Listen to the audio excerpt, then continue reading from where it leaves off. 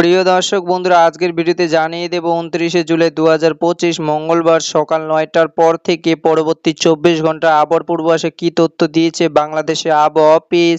প্রিয় দর্শক, ২৯শে জুলাইয়ের দিন এবং রাতের কোথাও বৃষ্টির সম্ভাবনা এবং কোথাও দমকা হাওয়া, আবার কোথাও ভারী বর্ষণের সম্ভাবনা রয়েছে। তাই আমাদের চ্যানেলটিকে সাবস্ক্রাইব করে ভিডিওটিকে লাইক দিয়ে ভিডিওটি মনোযোগ সহকারে দেখুন।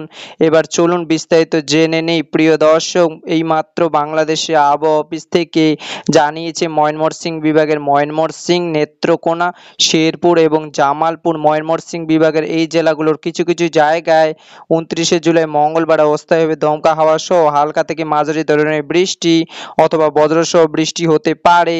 আরও জানিয়েছে খুলনা বিভাগের খুলনা সহ বাগেরহাট, সাতক্ষীরা, যশোর, ঝিনাইদহ, মগরা, নড়াইল, চুয়াডাঙ্গা ও মেহেরপুর। প্রিয় দর্শক, খুলনা বিভাগের এই জেলাগুলোর অধিকাংশ জায়গায় হালকা থেকে মাঝারি ধরনের বৃষ্টিপাত হতে পারে, তবে কোনো দমকা হওয়ার আশঙ্কা নেই। এবার জানিয়ে দিচ্ছি রংপুর বিভাগ।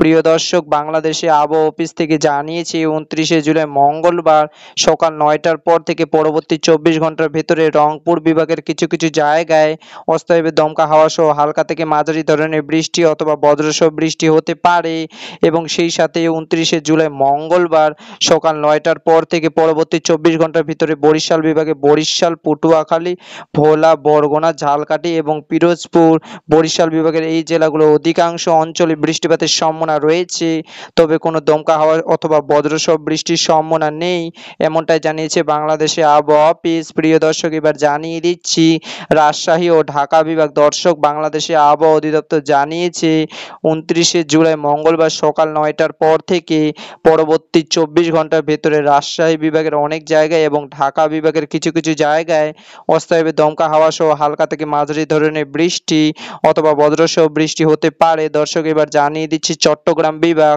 প্রিয় দর্শক, ২৯শে জুলাই মঙ্গলবার সকাল ৯টার পর থেকে পরবর্তী ২৪ ঘন্টার ভিতরে চট্টগ্রাম বিভাগের চট্টগ্রাম, কক্সবাজার, বান্দরবান, রাঙামাটি, খাগড়াছড়ি, ব্রাহ্মণবাড়িয়া, কুমিল্লা, চাঁদপুর, লক্ষ্মীপুর, নোয়াখালী এবং ফেনী। দর্শক, চট্টগ্রাম বিভাগের এই জেলাগুলো অধিকাংশ জায়গায় বৃষ্টিপাতের সম্ভাবনা রয়েছে, তবে কোনো ঝোড়ো হাওয়া সহ অথবা বজ্রসহ বৃষ্টির সম্ভাবনা খুবই কম। প্রিয় দর্শক, চলুন এবার জেনে নেই সিলেট বিভাগ নিয়ে কি তথ্য দিয়েছে ২৯শে জুলাই মঙ্গলবার সকাল ৯টার পর থেকে পরবর্তী ২৪ ঘন্টার আবহাওয়ার পূর্বাভাসে।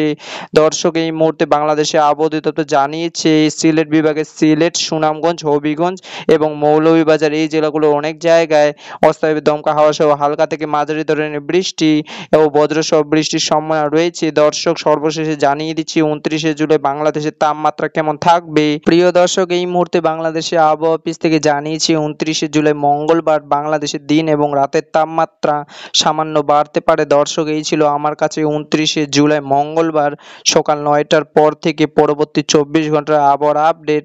দেখা হচ্ছে পরবর্তী আপডেটের ভিডিওতে। ততক্ষণে পর্যন্ত সুস্থ থাকবেন, ভালো থাকবেন। ধন্যবাদ।